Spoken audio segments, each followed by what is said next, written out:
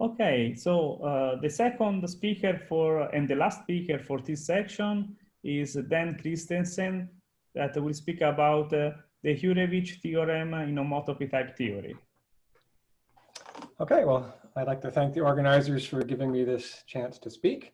I'll be talking about joint work with my PhD student, Luis Gocola, and I'm going to be talking about the Hurewicz theorem in homotopy type theory. I'm going to first tell you what it says. I'm going to then explain all the ingredients that go into the statement. I'll tell you some of the consequences of the statement. And depending on how much time we have, I'll give some of the techniques and the key result we use to prove it. This QR code and this URL just link to a copy of the slides if you want to be able to flip through the slides yourself. And also, we've just released a paper that contains all the details for this argument. Okay, so here's the statement of the theorem. I'm calling it Theorem H for Hurewicz in this talk. And like I said, I'm going to explain all the words right after I tell you what the statement is, so don't worry if you don't understand all the terminology. So we start with a type that has to have a base point, and it has to be n-1 connected. And then you pick any abelian group A, and it says there's an isomorphism between the homotopy groups of X, the nth homotopy group in particular, the one just above this connectivity bound, abelianized, tensored with A, between that and the homology of X with coefficients in A, the nth homology. So like I said, I'm going to explain more of this. I'll just mention right here, this abelianization only matters when n is 1, because the group's always abelian for n greater than 1. And you can also take the special case where this group A is the integers, and then it just tells you that the abelianization of pi n is isomorphic to Hn. So this is a really key tool in traditional algebraic topology. It's used all the time. And most often, it's used in this last form to compute the homotopy from the homology, because in most cases, the homology is easier to compute. And I'll make some more comments about that a little bit later. So let me start telling you some of the details that need to be filled in here. So first of all, the key thing are these homotopy groups. So the nth homotopy group of a pointed type, you get that by taking the n-fold loop space of the type. So the loop space, a single loop space is all the paths from the base point to itself, and then you can iterate that construction. And then you take the set truncation of that. And if you do that for n equals 0, so you aren't doing any loops at all, that's a set. But when n is at least 1, it's a group. And when n is at least 2, it's an abelian group. So that's something that captures really intrinsic concept in homotopy type theory, namely the identity types and the iterated identity types. So it's the sort of thing we'd like to be able to understand better and compute better. The next part of the theorem is one of the hypotheses, which is that X is n-1 connected. And one way to say that is that all of the homotopy groups up to and including n-1 are trivial. So you could say they're contractible types. And that should be true for every base point of this type X. Another way to say it is that when you take the n-1 truncation, you get a contractible type. So you see what this is actually saying is that this is talking about the first possibly non-trivial homotopy group of X. We're assuming up to n-1 they're trivial, and it's telling us something about the next one that we don't know. Now, I'll tell you a bit later that you can actually use this theorem to compute homotopy groups that aren't the first non-trivial one as well. So it actually has some more general applicability than just that. Okay, so more of the ingredients. Well, groups for this purpose are always set groups. So there's 0 truncated types. That means there's no coherence issues, just a set with an associative unital binary operation with inverses. The other ingredient regarding groups is this abelianization that shows up right up here. So the abelianization of a group, it's just the initial group homomorphism to an abelian group. And one of the things that we did actually is, it's pretty obvious that such a thing exists. But what we came up with was very efficient higher inductive type that describes this abelianization process. And it's much easier to work with than sort of the naive, obvious construction. So that's one of the contributions that goes into this. Another ingredient is tensor products that are used on the left-hand side here. So the tensor product of two abelian groups, it's again defined by a universal property. It's another abelian group, A tensor B, that's got a bilinear map, which we can write in this curried form, which is initial among bilinear maps to abelian groups. And I want to write it this way because that's how it's going to appear when I give you some more details about how this proof goes. And I still need to tell you about the right-hand side of the equation, the homology here. So that's what I'll do on the next slide. Okay. And by the way, we don't need to use that tensor products exist. We show that this group on the right is a tensor product of these two. And in fact, it then follows that tensor products of all groups exist because they can occur as homotopy groups and as the A. Okay, so homology is next. So the homology of a type X with coefficients in an abelian group A is defined to be a certain colimit of groups, colimit of abelian groups, in fact.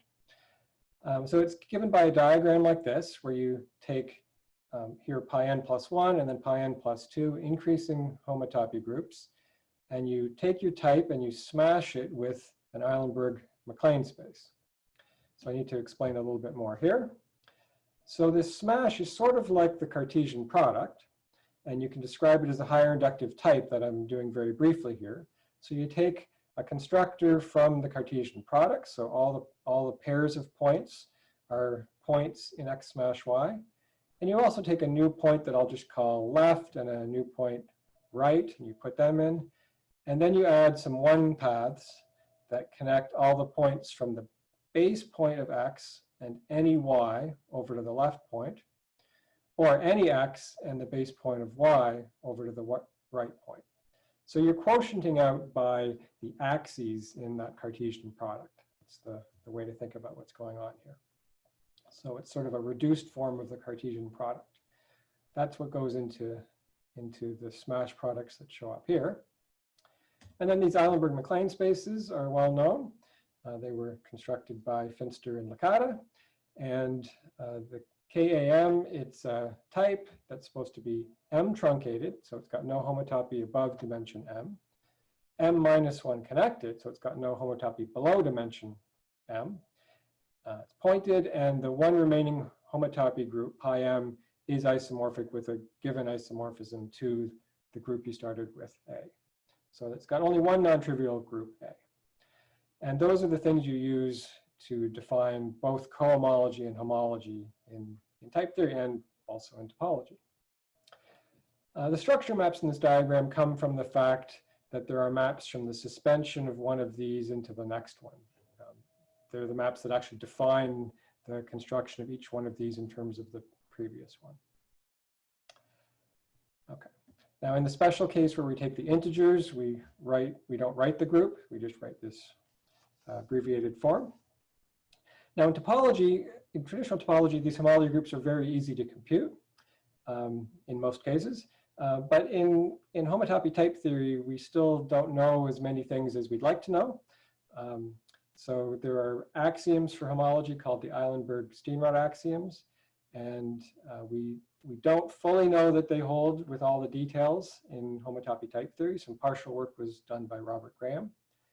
Another important tool is the serospectral sequence, which has been formalized for cohomology, and for homology, probably the same methods work, but it hasn't been completely worked out.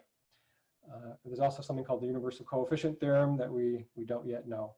So there's still some things lacking for homology in HoTT that make it a little bit harder to use this theorem, but I'm still going to show you some applications that we can do with what we do know. And hopefully having a tool like this will motivate more work in working on homology so that we can use it to compute some homotopy groups.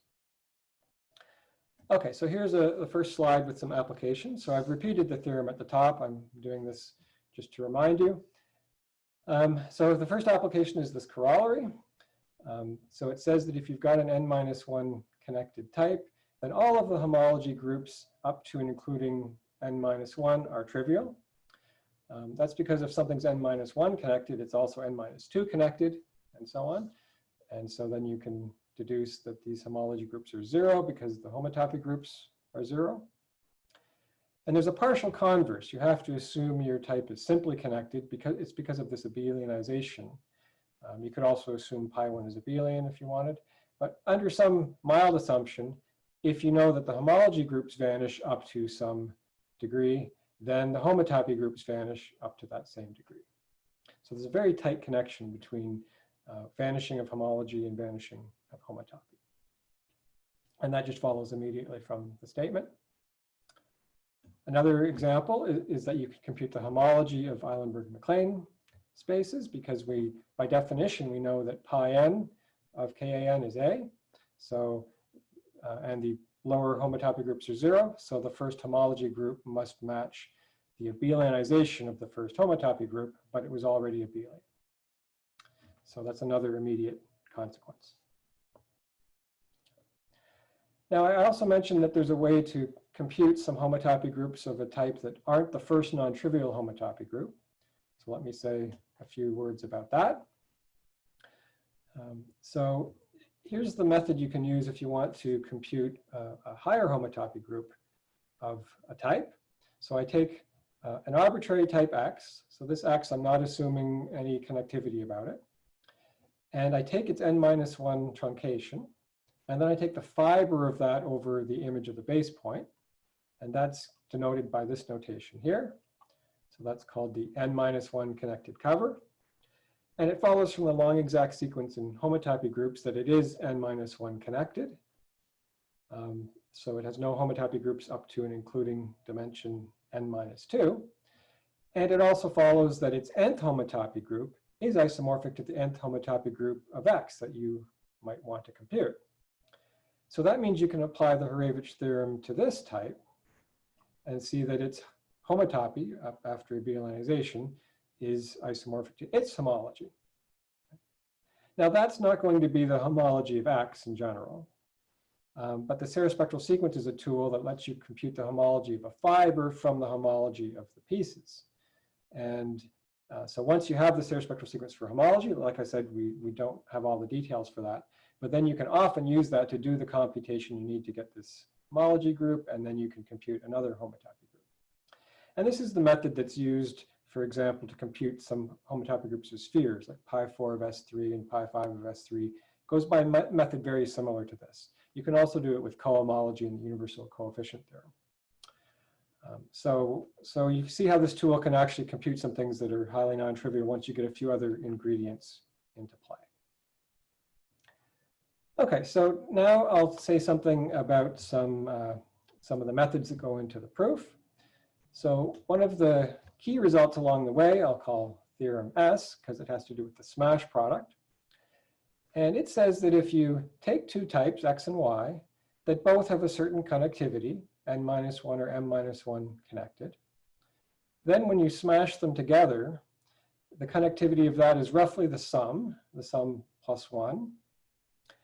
And the next homotopy group, the one that is possibly non-trivial, is just the tensor product of the two homotopy groups of X and Y. And again, you have to abelianize if n or m is 1. So this is something that goes into the proof, but is also independently interesting and useful for various computations.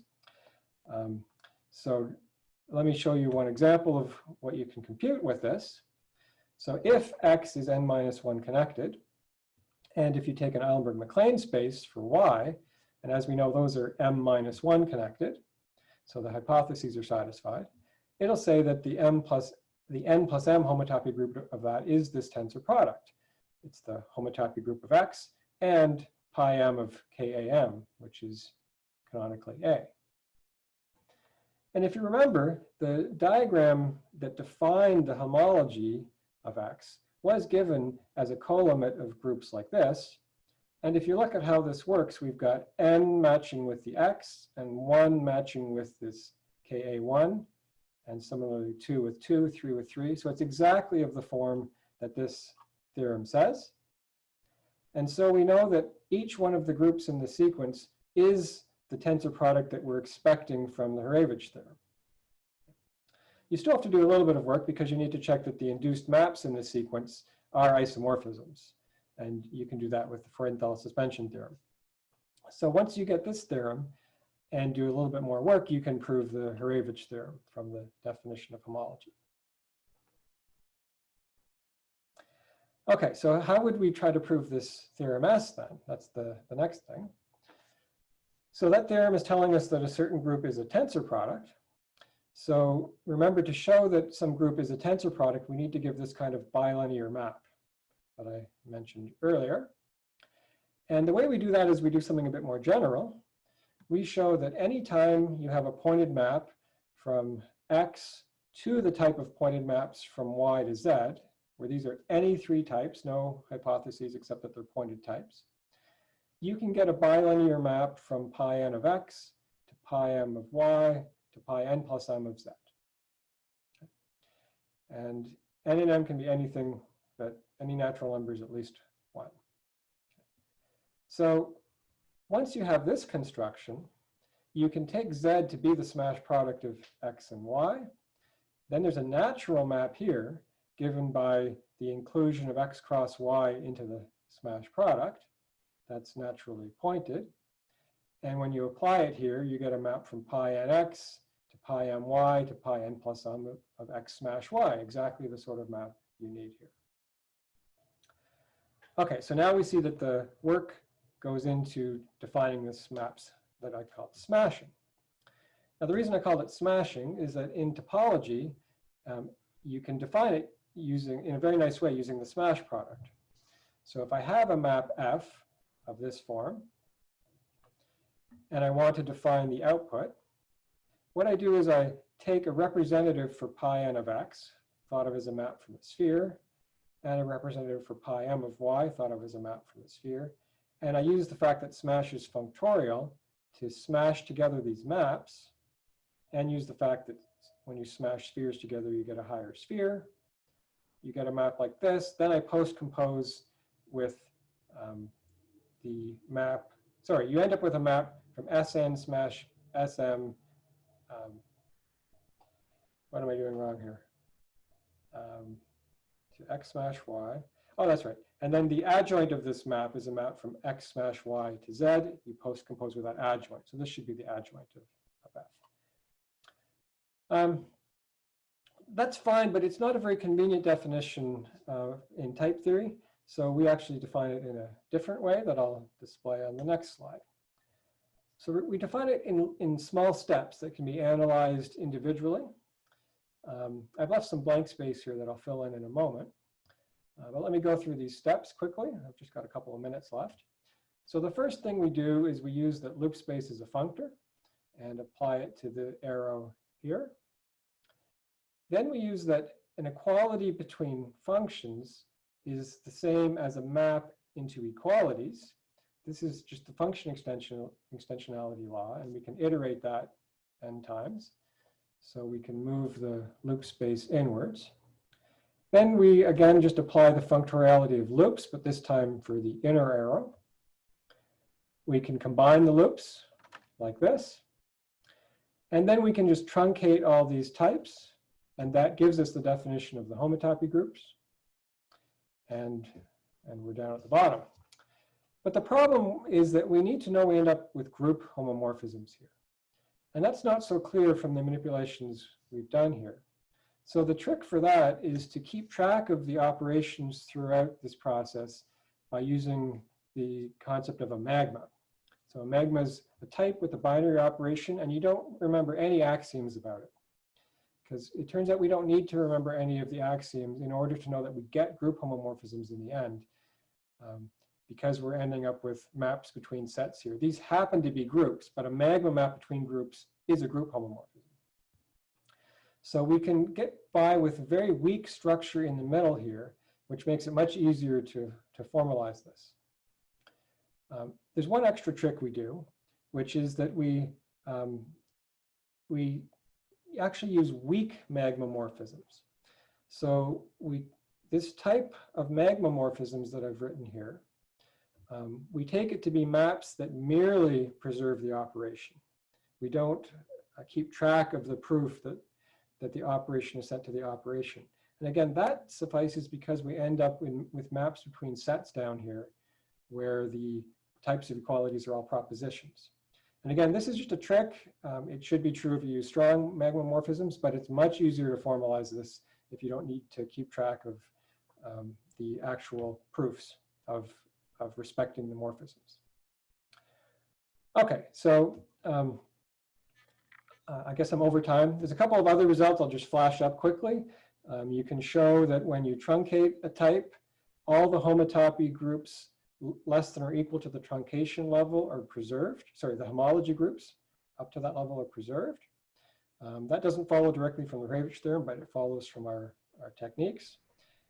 And you can show that if you have a map that's an isomorphism in all homotopy groups, then it's an isomorphism in all homology groups. That's another one of the Whitehead theorems.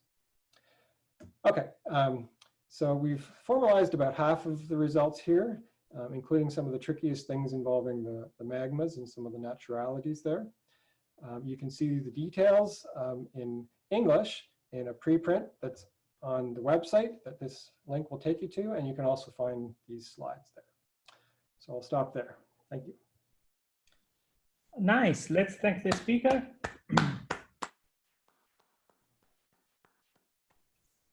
And are there questions?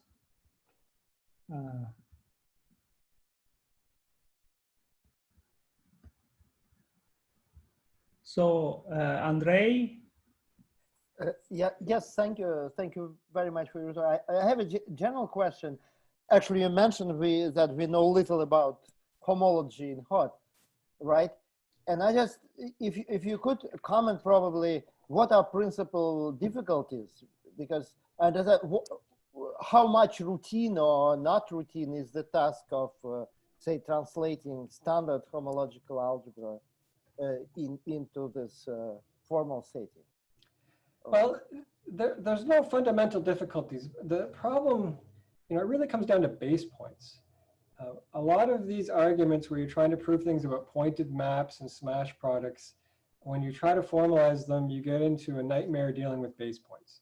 And it seems like it shouldn't be such a big deal, but it is. So I don't think there's any real obstruction. It's just a lot of work, or maybe some cleverness is needed to prove some of the things. I haven't tried to prove those things myself, but I know people who have, and they just run into a lot of difficulties. You also have colimits like this, which require a lot of path algebra to understand as well. Thank you. Okay, are there further questions? UB? Yeah, hi. Thanks, Dan, for that nice talk. Oh, you're muted, Ruler. You got muted. Oh, okay, now I'm back. I hope. Yep. So these weak magma morphisms, do they indicate that it would be a little bit more difficult to do the smashing idea for higher group truncations? If you don't zero truncate, but in truncator for higher ends? Yeah, it would be harder. Again, I don't think it's impossible. I proved some of the steps along here with strict magma morphisms, and it was working. It's just that you had to keep track of a lot of stuff. And then I realized, well, actually Lewis realized that we didn't actually need that. And then we switched to the weak ones, and then a lot of stuff just went away. So it's simply easier to do it that way. But I think it all is true. There's nothing. There's no fundamental obstruction. It's just a trick to save some work. Okay, thanks. Okay.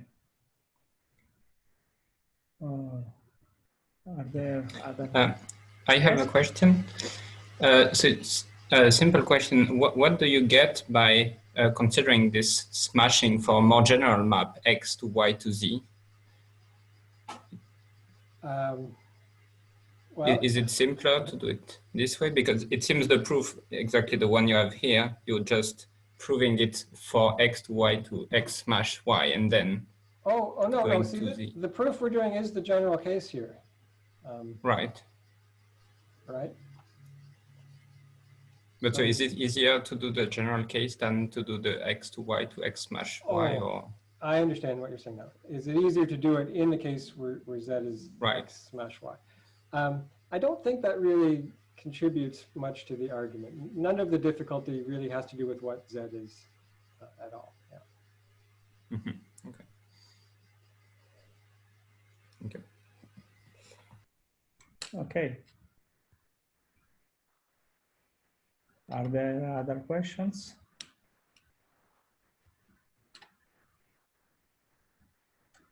So let's thank the speaker again.